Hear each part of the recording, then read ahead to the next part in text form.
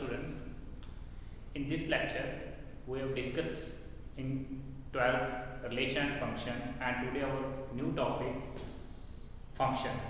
आज हम डिस्कस करेंगे कि फंक्शंस को हम कैसे एक्सप्रेस कर सकते हैं। तो फंक्शंस के अंदर सबसे पहले हमारे पास क्या होता है, फंक्शन में जो रिलेशन होता है हमारे पास टू नॉन एम्प्टी सेट्स यानी A and B. A and B हमारे पास क्या है, टू नॉन एम्प्टी सेट्स हैं, यानी ए के अंदर हमारे पास एक्स एलिमेंट है, ए के अंदर हमारे पास क्या है एक्स, हम इसको ए बी की बजाय क्या ले लेते हैं, वाई ले लेते हैं। एक एक्स सेट है, एक वाई सेट है। X and y are two non empty sets, then mapping, then a mapping x to y. X to y क्या डिसाइड करती है, फंक्शन की जो मैपिंग बनेगी, जो इसके अंदर रिलेशन होगा, उस फंक्शन में क्या रिलेशन होता है, f of x is equal to f of x बन जाता है, यानी जिसे हम वाई कहते हैं। एफ ऑफ एक्स का लिंक किसके साथ सेटिस्फाई होता है, एफ ऑफ वाई के साथ सेटिस्फाई होता है। अब इस पार्ट के अंदर हमने क्या डिस्कशन करनी है, इस पार्ट के अंदर सबसे पहले हमारी डिस्कशन होती है कि फंक्शन कब एग्जिस्ट होता है। सबसे पहले हम बात करेंगे एग्जिस्टेंस ऑफ फंक्शन,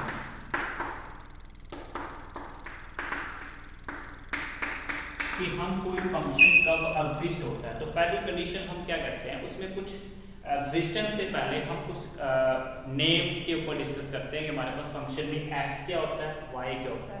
तो सबसे पहले बात करते हैं हम एक्स के ऊपर। एक्स क्या होता है, हमारे फंक्शन की प्री इमेज होती है, इसे क्या बोला जाता है, प्री इमेज। ये जो एक्स है वो हमारे फंक्शन की क्या है, प्री इमेज है, एंड जो वाई है वो हमारे फंक्शन की क्या है, इमेज है। कैसे, अगर हम मान लो कोई फंक्शन हमें दिया हुआ है x प्लस 2, अगर हम x की जगह पर 1 पुट करें, x की जगह पर क्या पुट करें, 1, अगर हम x की जगह पर 1 पुट करते हैं तो 1 प्लस 2 हमें क्या मिलता है, 3 मिलता है।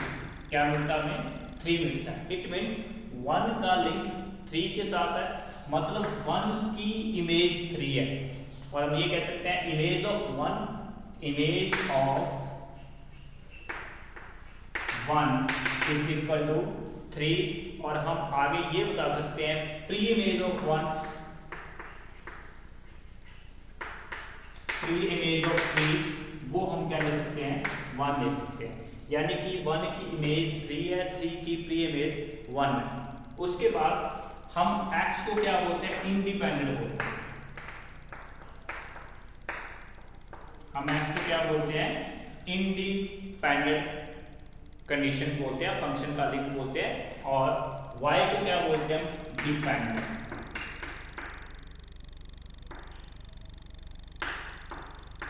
अब ये इंडिपेंडेंट और डिपेंडेंट कैसे है, इंडिपेंडेंट का मतलब यहां पर क्या होता है कि x की वैल्यू खुद डिसाइड कर रही है, x की वैल्यू पुट करने पर y आंसर आता है, यानी y का टोटल रिजल्ट किसके ऊपर डिपेंड है, x के ऊपर डिपेंड है।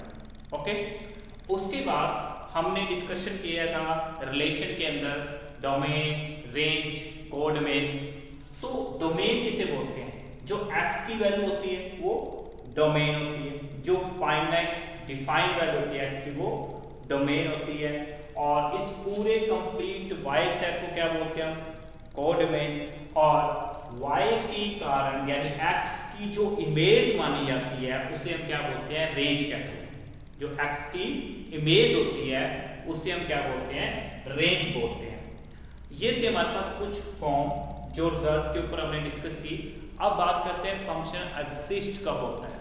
फंक्शन हमारा एग्जिस्ट होता है, इसके अंदर मेन सबसे पहले हम डिस्कस करते हैं एग्जिस्टेंस के ऊपर। एग्जिस्टेंस के ऊपर हम क्या डिस्कशन करेंगे कि फंक्शन हमारा एग्जिस्ट कब होता है। तो मैं आपके सामने एग्जिस्टेंस से रिलेटेड एक एग्जांपल्स के वे से आपको समझाऊंगा। जैसे हमारे पास क्या है, ये x है और ये y है, यहाँ x टू y मैपिंग के अंदर हमारे पास फंक्शन रिलेट हो रहा है। अगर x के किसी एक एलिमेंट की 2 इमेज आती है,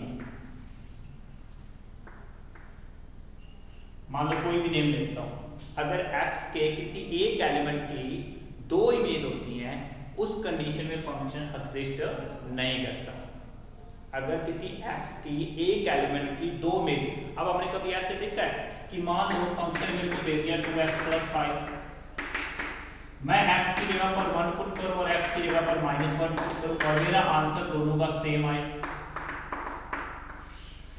दोनों का आंसर सेम आए, ये पॉसिबल तो नहीं है। मतलब अगर किसी दो कंडीशंस पे हमारी वैल्यू सेम आती है, मतलब अगर सेम रिलेशन बनता है, रिलेशन के अंदर हम किसी एक पार्ट को, क्योंकि रिलेशन कार्टेशियन प्रोडक्ट का क्या होता है, जो रिलेशन हमने किया था वो क्या किया था, कार्टेशियन प्रोडक्ट का वो सबसेट होता है, तो उसके किसी एक एलिमेंट का मैक्सिमम एलिमेंट के साथ रिलेशन होता है, लेकिन फंक्शन के अंदर एक एलिमेंट का एक के साथ रिलेशन माना जाता है, क्योंकि इस एक एलिमेंट की एक से ज्यादा इमेज अगर होती हैं तो ये फंक्शन को एग्जिस्ट नहीं करता। जैसे हम अपनी लाइफ के अंदर बात करते हैं, लाइफ के अंदर क्या रखते हैं, अपना क्या करना, हमें कोई एक टारगेट पहले फिक्स करना पड़ता है, ठीक है।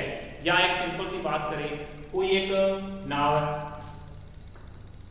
दो नाव है, एक ये है और एक ये है, एक पर्सन यहाँ पर भी पैर रख ले और यहाँ पर भी पैर रख ले, क्या वो पर्सन अपनी कंडीशन को, टारगेट को कवर कर पाएगा, नहीं कर पाएगा, वो बीच में डूब जाएगा, वो बीच में डूब जाएगा, क्योंकि उसका कोई लाइफ में मेन टारगेट नहीं है। तो एक पर्सन का एक ही टारगेट अचीव होता है, एक के ऊपर इन्हें फोकस रखना पड़ता है। सेम उसी तरह से एक एलिमेंट की एक ही इमेज होती है, उस कंडीशन में फंक्शन क्या होता है, एग्जिस्ट होता है।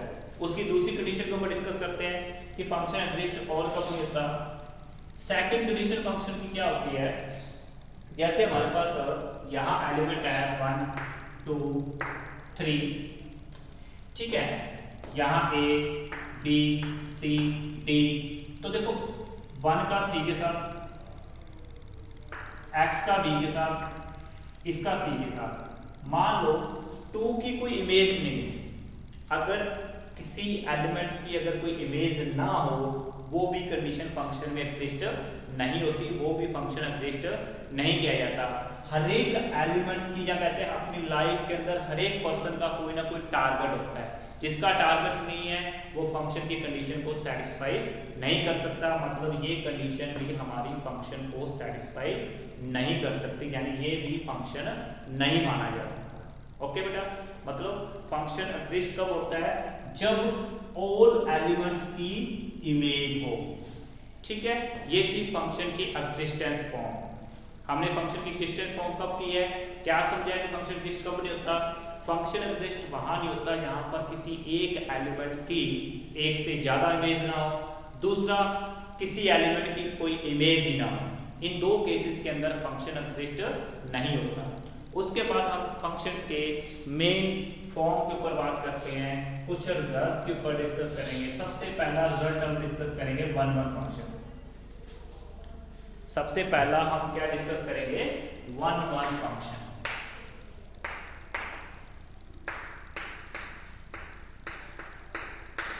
तो 1-1 फंक्शन कब होता है, जब डिफरेंट एलिमेंट की डिफरेंट इमेज हो, मतलब एक पर्सन के साथ एक का ही लिंक हो।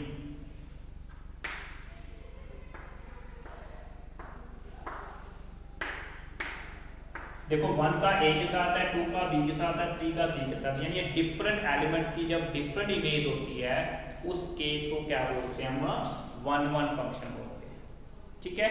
दूसरा होता है मैनी वन।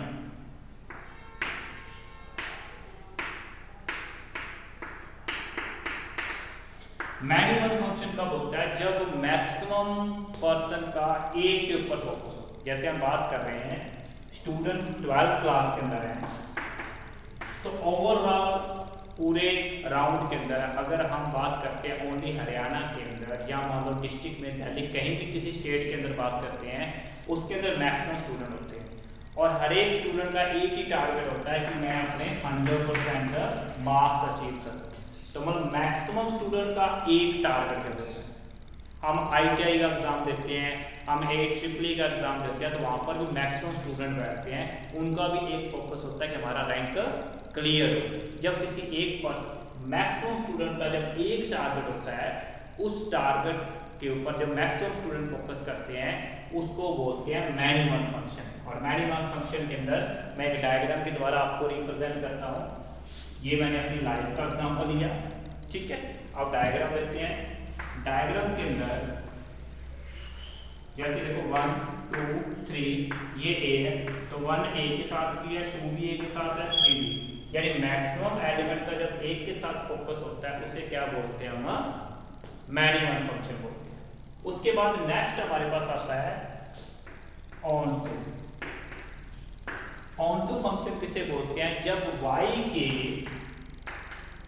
ऑल एलिमेंट्स की प्री इमेज, जब y के ऑल एलिमेंट्स की प्री इमेज हो, उस फंक्शन को क्या बोला जाता है, ऑन टू बोला जाता है, ठीक है। और अदरवाइज हम इसे क्या कहते हैं, इनटू। जैसे ये जो डायग्राम मैं यहाँ पर एक बी और ले लेता हूँ, ये जो डायग्राम है इसमें ए बी सी सभी एलिमेंट्स की प्री इमेज है, मतलब ये ऑन टू है, ठीक है। यहाँ पे हम बी की कोई प्री इमेज नहीं है, इसका मतलब ये इनटू है, इसका मतलब ये क्या है, इनटू है। अब हमें कंबाइन भी कई बार पूछा जाता है 1 1 एंड ऑन टू, ठीक है। तो इस क्वेश्चन को क्या बोल सकते हैं कि ये जो पार्ट है ये 1 1 भी है एंड ऑन टू भी है।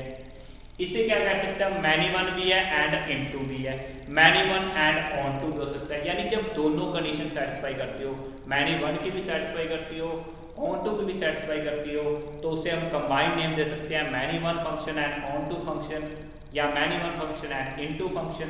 ये कंडीशन हमारी रिलेशन के अंदर आती है। उसके बाद हम कुछ नेम्स के बारे में डिस्कशन करते हैं। 1 1 फंक्शन को हम कहते हैं इंजेक्टिव फंक्शन।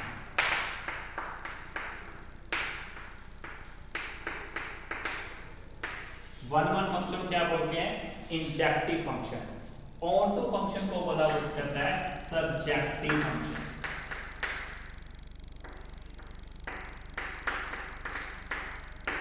ठीक है। और जिस पार्ट के अंदर 1 1 भी हो,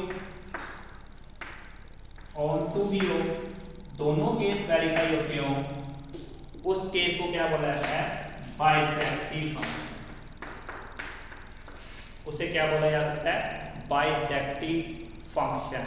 और 1 1 और ऑन टू फंक्शन को इनवर्स प्रॉपर्टी जो मैंने फर्स्ट चैप्टर करवाया, सेकंड चैप्टर कराया था इनवर्स फंक्शन, उसके अंदर मैंने इन्वर्टिबल के बारे में बताया था।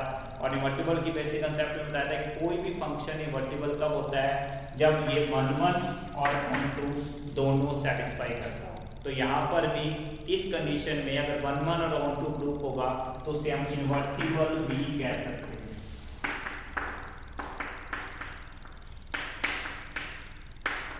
ठीक है। तो ये था स्टूडेंट आज का लेक्चर। इस लेक्चर के अंदर हम नेक्स्ट प्रॉब्लम को अगेन डिस्कस करेंगे, कुछ क्वेश्चन से रिलेटेड हम डिस्कस करेंगे। तो इस लेक्चर को हम यही एंड करते हैं। Thank you, have a nice day.